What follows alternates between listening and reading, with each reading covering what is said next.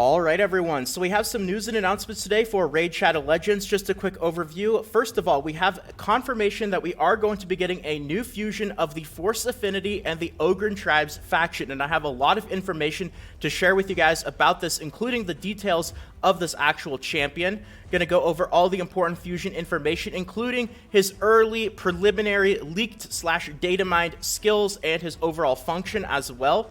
I'll also tell you guys whether I think that this champion is going to be worth fusing, and if you decide to go for the fusion, some tips to prepare. And to end things off, I wanted to share with you guys just a screenshot of the rewards that I got from the newly revamped arena rewards, because of course this was the first week that we got them. So let's get into the details of that new fusion here. So just to start things off, this is from the Diamond. Of course, if you guys are new to the videos and you don't know, the Diamond is a player employee, so his information is confirmed. Hello all, tomorrow we're going to launch a fusion for a new legendary champion from the Ogryn Tribes faction that specializes in support affinity force. There will be additional information regarding this certain time for this fusion. You could share your information, you could share this information with your subscribers. Of course, this was posted to us earlier today. We were given the okay to share it with you. And of course, a link to the actual Facebook teaser as well. Now, the Facebook teaser was posted from a few days ago, and a couple people pointed out right away that it is very, very likely that it's going to be the new fusion. But at this point, I asked the Diamond, and I didn't have any 100% confirmation yet, so I didn't want to jump the gun quite yet and say confirmed new fusion when that wasn't necessarily the case. I had a good feeling, but now that we know that this is coming from the Diamond officially, and it is confirmed that the Facebook teaser is indeed the teaser for the new fusion. So just so you guys can get a better understanding, this was actually posted on the actual Facebook page, as well as things like the YouTube community page for Raid Shadow Legends official. I'll go ahead and show you guys a better version here of the actual text so you can take a look at it. I'm not going to read it word for word, of course, but if you want to, you can either pause the video, take a screenshot of it, go back later, or of course, you can find this on the official Raid Shadow Legends Facebook, which I will leave a link in the description if you're interested in taking a look at it on your own. So here's just a little bit of a zoomed in version of the artwork as well, so you can get a better glance at it. And now let's get into some of the juicy information about this actual fusion, because this is all of the official information that we have up until this point. However, when it comes to unofficial information, that's where my specialty is, because we actually do have some data mined info about the preliminary skills and overall function of this actual champion. Now, this is coming from a little while ago, but it is the only champion in the Ogryn Tribes that is of the Force Affinity in this actual data mine here. And not only myself, there are several other people who are going around now pretty much thinking 99.9%. Of course, this skill kit is indeed going to be for this fusion champion, but it is important to note, though, that it is not confirmed, and this is also coming from a little while ago. So this data mined info, of course, especially the actual champion artwork, I have a feeling like a good amount of it is placeholder artwork, because they actually put this out there a long time before the fusion announcement. But we will get a pretty good understanding of his actual skill kit and what the purpose of this champion is going to be. And you can see just based off of the artwork that the champion, of course, looks different than the one that they actually posted on the official Facebook post here. You guys see it, but the kind of like back piece that he has in the actual data mine does look very similar, though. And again, this was the only Force Affinity Ogryn Tribe champion in the actual data mine. So we can get into his actual skill kit, and of course, he also matches that, I guess that description that the Diamonds gave as well, where he is going to be Force Ogryn Tribes and of course support. Now, let's get into his very first skill here, and we don't have the name of the champion, we don't have the name of the skill, but we can still get the overall function of it here. Attacks one enemy 2 times, places a continuous heal 15% for 1 turn on all allies under the poison debuff. Now, I actually had to go back through and read this twice, because this skill is a bit confusing until you actually get into this champion's other skills, because it's not actually under enemy poison, it's under your own poison debuffs. So that's right, he will have a skill later on that is actually going to kind of address this weirdness of his skill 1 here, because it doesn't really seem to make a whole lot of sense right now, but he will have a skill that places poison on your own team members. So interesting first ability right there. Now, very important thing is he is a support-based champion. This skill is attack-based, and it's actually also going to be his only actual attack skill. So this champion really is truly support-based in many different ways, including the fact that, of course, he only has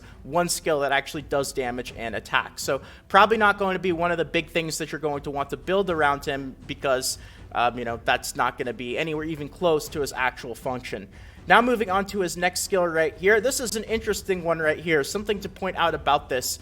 So remove all debuffs from an ally, heals an ally for 30% of target's max HP, places a shield for 20% of the target's maximum HP. You can also see the benefit from the skill books, can get that down to a 2-turn cooldown.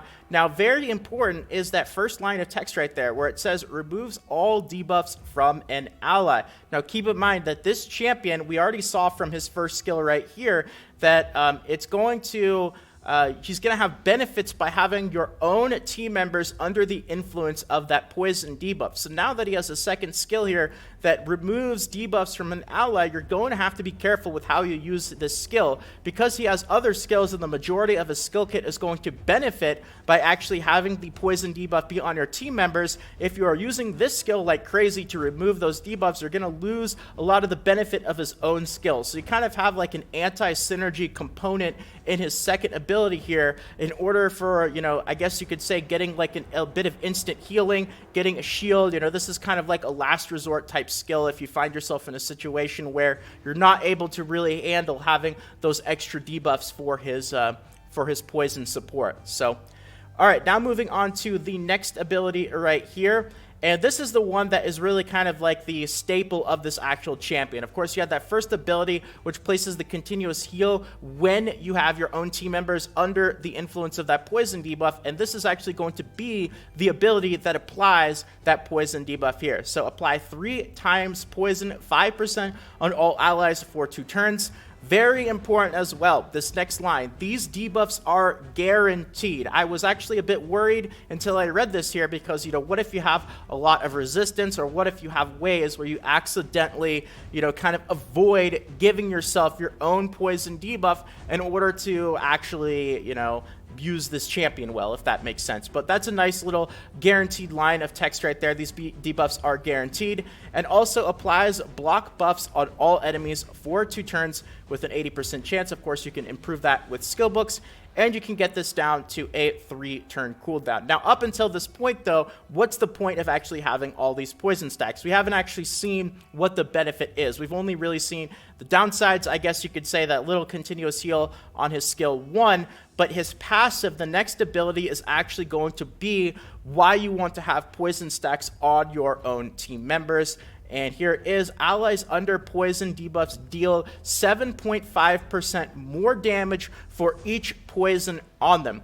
Allies under poison debuffs get 15 resistance for each poison as well. So just a little additional feature there. The big part of it, of course, is that first part where you get that 7.5% additional damage for each stack of poison. And of course, his previous ability is going to start off by applying 3 stacks of poison on all allies. So right off the bat, you are looking at a benefit of 22.5% more damage from those 3 stacks of poison for each ally that has that. And that's why, again, going back to that second ability that ends up removing those debuffs, you have to be careful with this because you're kind of taking away the overall function of this champion when you kind of use that emergency skill to remove debuffs. So, I'm really curious to see kind of how the the damage is actually going to scale from this ability. I guess, I'm interested, is it going to be like Bad Alcazar and his passive where you just get 15% extra damage? And it's actually reasonably substantial. I guess after this champion comes out, and I guess I'll ask you guys as well, I'm interested. I'll do some testing as well. You guys can do some testing to actually see how effective this extra damage actually is, to see if it's really going to be worth having this champion on your team, because, you really have to give up a decent amount. You're going to have to work around his second ability, not cleansing yourself, Of course, having multiple stacks of poison on your champions, which means taking extra damage and taking up an entire slot in your team in order to benefit from this additional damage. So it's going to have to be pretty substantial in order to really have it be worth having this champion be on your team. So we'll have to see after the fusion comes out if it's really worth it or not.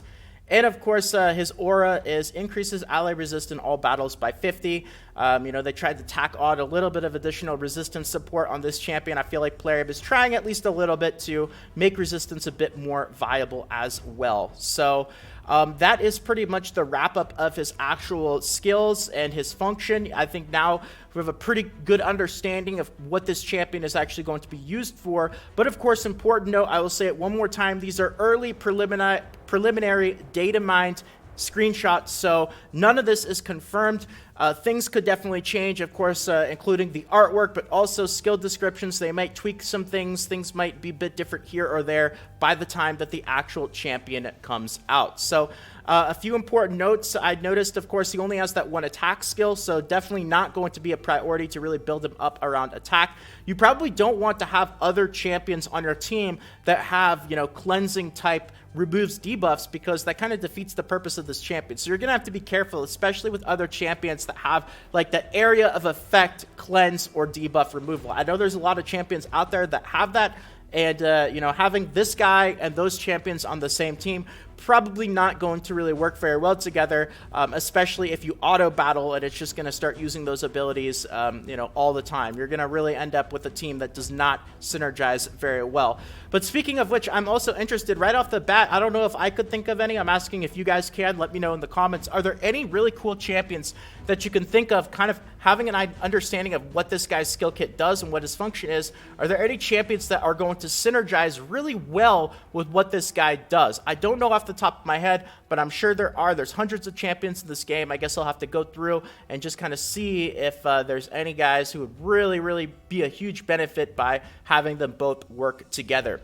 And now the question that a lot of people are probably going to be asking is this going to be worth fusing? Is this guy going to be worth it? And my overall preliminary, without knowing, of course, the actual fusion and whether it's going to have a lot of events, whether we're going to need really RNG drops in dungeons like we did for some fusion, or whether it's going to be kind of like a gimmick fusion like Skullard was, where you just need to farm one thing over and over. Hard to tell right off the bat, but preliminary, what it seems like is this guy is much more mid-end game focused, in the sense that if you are still really new to the game, I would say that going for this guy and trying to fuse him is probably not going to be worth it. He's very niche, very unique. You could see his purpose is very cool, but it's, you got to work around it. And people who have probably got a lot of other things to do in the game, if you feel that you're really occupied and you're progressing and doing all sorts of other stuff, I would not completely go out of my way to stop absolutely everything that you are doing in Raid Shadow Legends if you find yourself busy, just in order to spend a ton of resources to fuse this guy. Now, if you are already a mid to end game player, somebody like me, I've been playing for basically a year now, that's a different story. Then I would say probably, because, it's not like I have to do certain things every day in Raid. It's not like I'm working on my, my missions or the campaign or progression. There's very few things, so that's a different story. But I would be careful, and I would kind of assess it a little bit more when we actually know the details of the fusion when it actually comes out. Now, if you guys do want to participate in this fusion, a couple of little things that you can do to prepare. Of course, the big thing that we know is this guy is going to be a force-based champion. So when it comes to Ascension potions, now is not a bad time to actually stock up a bit. If you guys want to do a little bit of early farming in the Ascension keeps, especially when we know more information about the actual fusion, I would definitely have a schedule to make sure that you don't run into a situation where you forgot to farm a certain type of potion and then you have to spend a bunch of gems in order to unlock a keep. So do a little bit of planning around that, and maybe even farm a few early potions before the fusion actually comes out.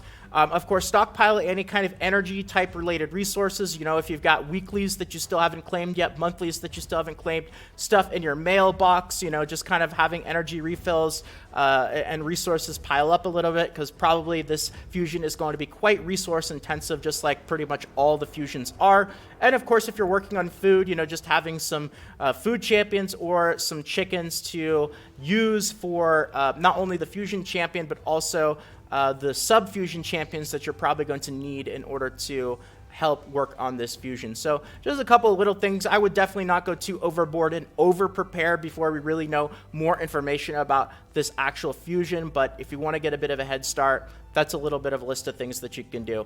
And to end things off here, what I wanted to do is just show you guys my arena rewards from this week, because this was the first week that we had them. You can see that it's pretty much exactly what I expected. No change to really the gems, the skill books. It's really mostly just more artifacts. I did get a couple of 6-star ones. I did also get a couple of 4-star ones, and I went through and they were mostly all pretty bad. So not really a whole lot going on there. You know, sure, it looks nice to get some more actual artifacts, but considering 90% of them are still junk anyway, I don't know. You guys can let me know how you feel about this actual arena update as well. That's going to be it for the video, though. I hope that you guys enjoyed, and if you did and you want more videos like this in the future, consider subscribing to the channel. Feel free to leave a quick like as well. More raid videos should be popping up on the screen. Feel free to check them out. But if not, have a great day, everyone. Take care. This is Salt of the Salty Guild, signing out.